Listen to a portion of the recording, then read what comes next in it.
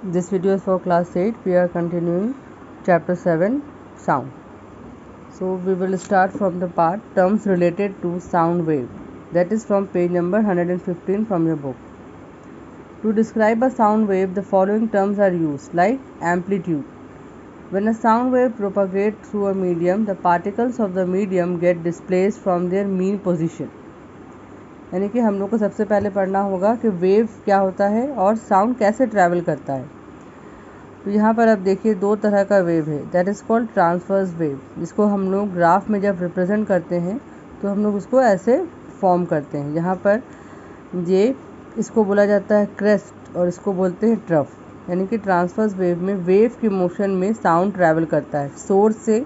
Suppose कि यहाँ door में आवाज़ हो रहा है, दरवाजे पे आवाज़ हो रहा है और ये मेरा टारगेट है, ऑब्जेक्ट है। सपोज़ यहाँ पर हम बैठे हैं, यहाँ पर ईयर है मेरा, तो हमको ये आवाज़ सुनाई देती है कैसे? Because the sound travels in the transverse wave. यहाँ पर क्या हो रहा है, देखिए ये ट्रांसवर्स वेव इस तरह से हम लोग उसको फॉर्म करते हैं ग्राफ पेपर में।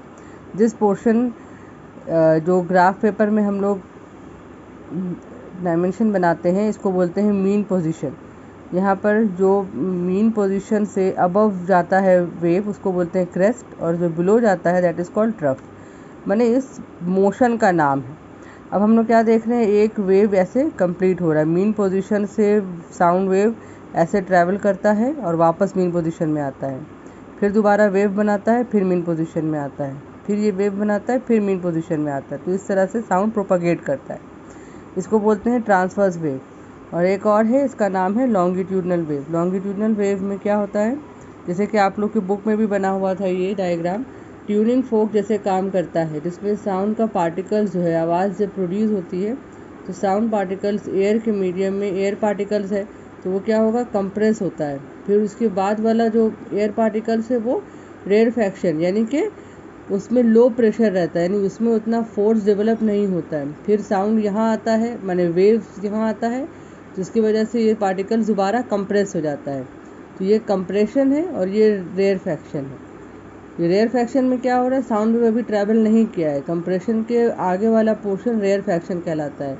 उसके बाद ये पार्टिकल्स फिर कंप्रेस होता है और आगे वाले पोर्शन रेयरफैक्शन बन जाता है। तो इस तरह से ये होता है लॉन्गिट्यूडनल वेव। यहाँ पर भी देखिए ये कंप्रेस पार्ट है और ये रेयरफैक्शन है, फिर ये कंप्रेस हुआ पार्टिकल्स, फिर रेयरफैक्शन है। इस तरह से साउंड लॉन्गिट्यूडनल वेव में ट्रैवल करता है। यहाँ पे हम लोग को पढ़ना है एम्पलीट्यूड के बारे में। एम्पलीट्यूड क्या है? द मैक्सिमम हाइट अबव और बिलो द मीन पोजीशन, यानी कि साउंड पार्टिकल्स जो है वो किस तरह से मूव कर रहा है। ये मीन पोजीशन है तो ये उसका अबव मैक्सिमम हाइट है और ये मीन पोजीशन से बिलो में मैक्सिमम हाइट है। तो this part will called amplitude. इसको हम लोग क्या नाम देंगे, एम्पलीट्यूड। यानी कि जिस मीडियम में साउंड ट्रैवल कर रहा है उस मीडियम का पार्टिकल्स अपने मीन पोजीशन से कितने हाइट तक मैक्सिमम जा सकता है, that will B this amplitude. इसको हम लोग कैसे रिप्रेजेंट करते हैं, बाय द लेटर ए। हम लोग इसके आगे पढ़ेंगे कि जब कोई साउंड एक सोर्स से ट्रैवल कर रहा है उसका एम्पलीट्यूड इतना दिया हुआ है तो उसको हम लोग किस तरह से मेजर करेंगे। इसका एसआई यूनिट क्या होता है, मीटर। ये डिस्टेंस कवर करना, यानी कि मीन पोजीशन से पार्टिकल्स कितना डिस्टेंस कवर कर रहा है, that will be it's amplitude. तो इस कंडीशन में यहाँ पर क्या होगा, क्रेस्ट, और इस कंडीशन में क्या होगा, आइदर कंप्रेशन और rarefaction, that will be it's amplitude.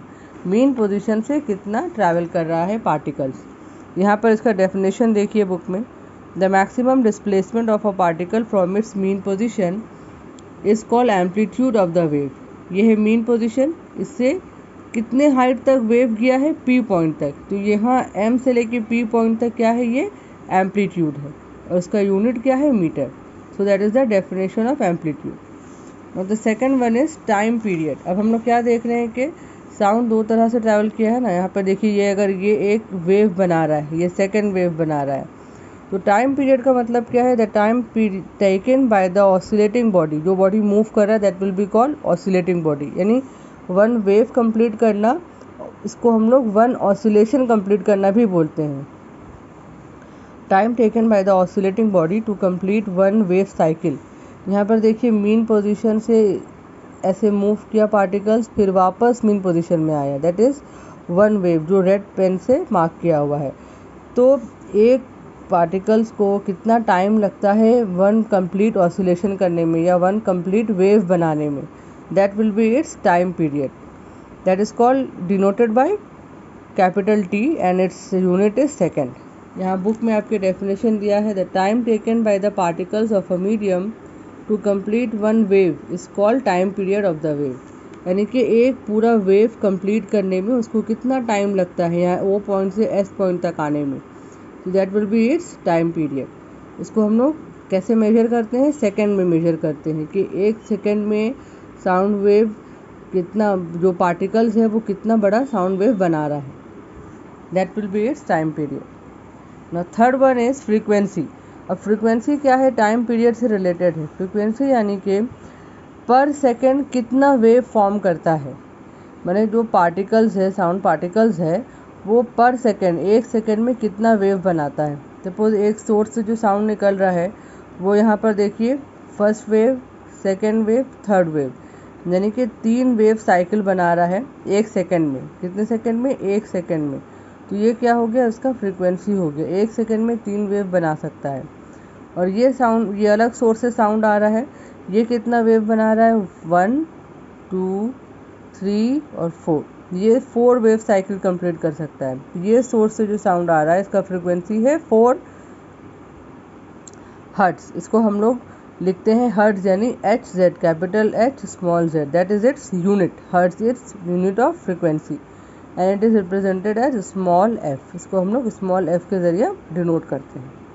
तो what is frequency, it is given in your book also, the number of complete wave produce in 1 second. एक सेकेंड में एक साउंड, सोर्स से निकलने वाला साउंड कितना वेव फॉर्म करता है, the number of complete wave produce in 1 second is called frequency of the wave.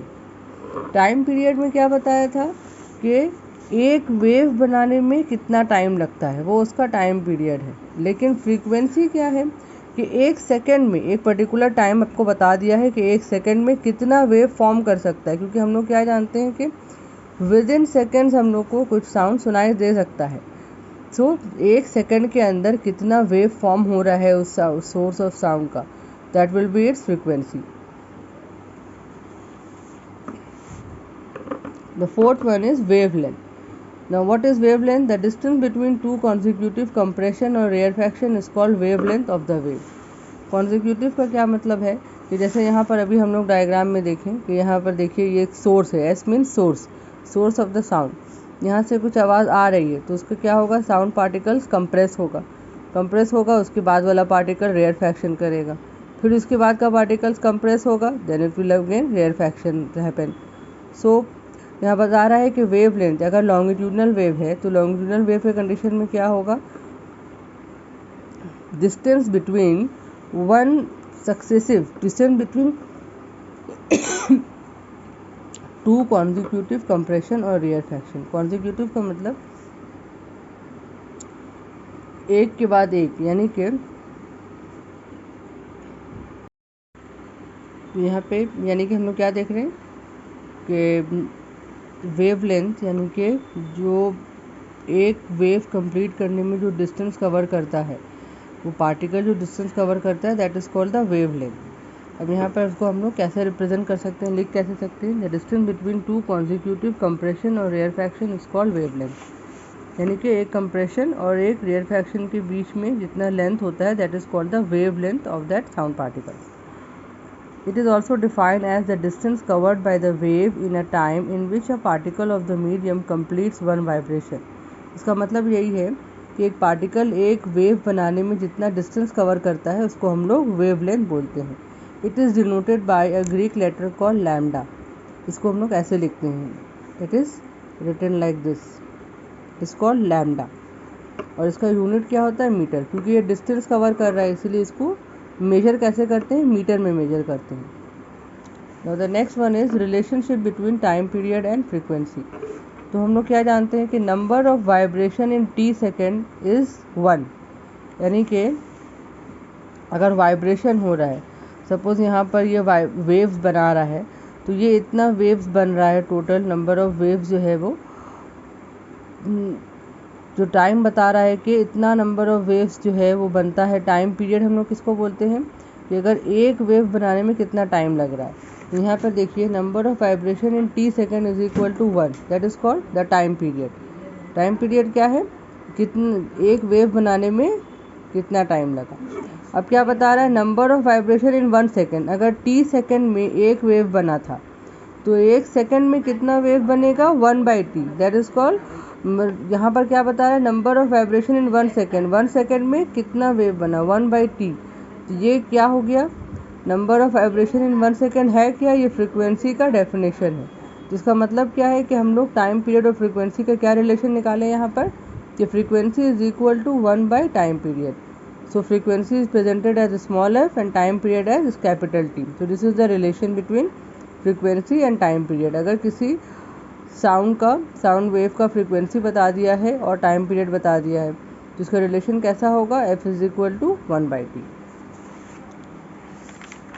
Now see the next one, that is characteristics of sound. It is given in your book in page number 116. There are 3 important characteristics of sound. Number 1 is loudness, then pitch and quality. अब loudness क्या है, जैसे कि हम लोग पहले पढ़े थे एम्पलीट्यूड के बारे में। लाउडनेस क्या बताता है कि किसी भी हार्श वॉइस और सॉफ्ट वॉइस को हम लोग लाउडनेस से कैरेक्टराइज करते हैं। मैंने जो आवाज़ सुनने में अच्छी लग रही है सॉफ्ट साउंड है, और एक होता है लाउड साउंड, जैसे कि लाउड स्पीकर का साउंड होता है। Loudness is the characteristics of sound by which a loud sound can be distinguished from a faint sound even when both the sound have the same frequency.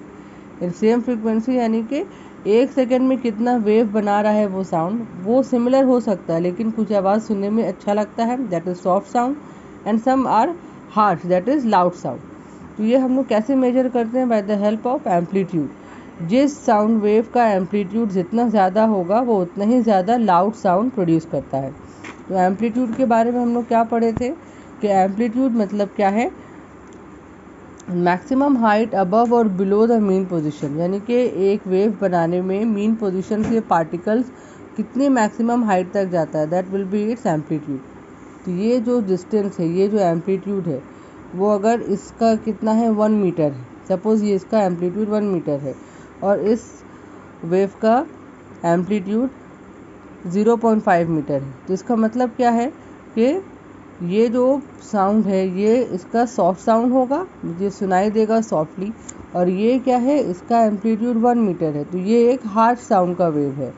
यानी हम जो ये present कर रहे हैं ये वेव जो है वो लाउड साउंड है या हार्श साउंड है, ये लाउड है, और ये जो वेव है ये क्या है, सॉफ्ट है। ये कैसे मेजर किए हम लोग, by the help of amplitude. So we can say that the smaller amplitude means soft sound and the larger amplitude means the loud sound. So loudness is the characteristics of the sound by which a loud sound can be distinguished from a faint sound. यानी कि एक loud sound को हम लोग फेंट sound या soft sound से distinguish कर सकते हैं। Now here you can see that what are the factors on which the loudness of a sound depends. The loudness of a sound depends on the following factors. One is amplitude. Amplitude में क्या बताया, when an object vibrates with a large amplitude it transfers a great amount of energy.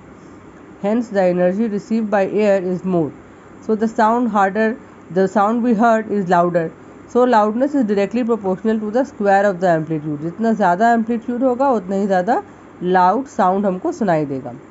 It means when amplitude of the wave is double, the loudness become 4 times. Similarly, when amplitude of wave is half, the loudness become 1/4. यानी जितना कम amplitude का wave बनेगा उतना ही soft sound produce होगा। The second one is distance between the listener and source of the sound.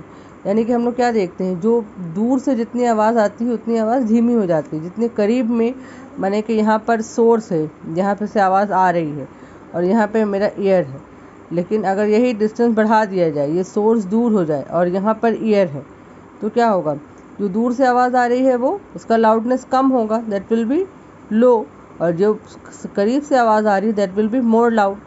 तो इसमें क्या बता रहे हैं कि distance between the listener and the source, ये क्या हो गया, ईयर ऑफ द लिसनर, सुनने वाले का कान है ये ना, लिसनर है।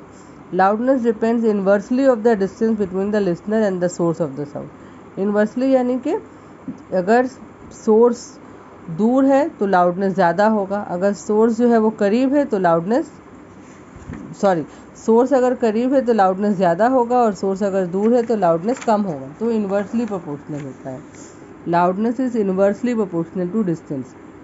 अगर डिस्टेंस कम है लाउडनेस ज़्यादा लगेगा। कोई करीब से अगर ज़ोर से बात कर रहा है तो लाउड से लगेगा हमको, लेकिन अगर दूर से बात कर रहा है तो वो लाउडनेस कम हो जाता है ना। Surface area of the vibrating object, यानी कि loudness depend on directly on the surface of area of the vibrating object. Suppose ये एक बड़ा ड्रम है, ये एक छोटा ड्रम है, तो इसमें क्या होगा, इसमें से जो आवाज़ आएगी वो लाउड होगा, है ना। तो इसका मतलब क्या है, surface area of the vibrating object, larger the surface area of vibrating object, louder is the sound produced. Suppose a large drum produces a louder sound but instead of a small drum. अगर small drum है, इस पर अगर हम stick से play करेंगे तो क्या होगा, ये वाइब्रेटिंग ऑब्जेक्ट एरिया कम है इसका, तो ये सॉफ्ट साउंड प्रोड्यूस करेगा इसके कंपैरिजन में। The third one is the sensitivity of the ear of the listener, यानी कि loudness also depend on sensitivity of the ear of the listener. अगर किसी को कोई साउंड किसी को अच्छा लगता है, किसी को, जैसे हम लोग क्या देखते हैं कि किसी को हार्श म्यूजिक अच्छा लगता है, किसी को सॉफ्ट साउंड अच्छा लगता है, सॉफ्ट म्यूजिक अच्छा लगता है, so it also depends on the ear of the listener. So these are the factors on which the loudness of a sound depends. The next one is unit. तो what is the unit? The loudness of sound is measured in decibel. इसको हम लोग dB लिख करके major करते हैं। अब हम लोग पढ़ते हैं ना साउंड पोल्यूशन के बारे में, नॉइज़ पोल्यूशन के बारे में, कि हम लोगों को जो लाउड स्पीकर प्ले नहीं करना चाहिए बहुत ज़्यादा, या एक पर्टिकुलर वॉल्यूम में हम लोग जो है वो साउंड प्रोड्यूस कर सकते हैं पब्लिक एरिया में। So that is measured in decibel, that is represented as dB, small d and capital B। And one bel, the bigger unit of level of sound loudness is bel. One bel is equal to 10 decibel. Bel क्या है? एक unit है, जो एक bigger unit है sound का, जिसको Alexander Graham bell के नाम पे रखा गया है, और ये one bel is equal to 10 decibel. इसको हम लोग ऐसे समझ सकते हैं, यहाँ पे देखिए, the sound between 50 to 60 decibel is considered normal. हम लोग जो नॉर्मली बात करते हैं वो 30 to 40 डेसिबल होता है, या आपस में हम लोग जो नॉर्मली बात करते हैं वो 50-60 डेसिबल तक जाता है। The sound of 80 decibel is also tolerated, मैंने वॉल्यूम अगर बहुत ज़्यादा ज़ोर भी हो जाए तो 80 डेसिबल तक रहता है। But the volume above 90 decibel is very painful and it can have harmful effects. Harmful effect कैसे हो सकता है? मैंने कि लाउड साउंड अगर हम बहुत देर तक सुनते रहते हैं तो क्या होता है, उसकी वजह से माइंड में एग्जैगरेशन होता है और आदमी फैटिक फील करने लगता है। बहुत देर तक हम लोग बहुत तेज़ आवाज़ सुनने से ब्रेन पे भी इफेक्ट होता है, and also effects our health. So we will stop our video till here. We have done page number 118।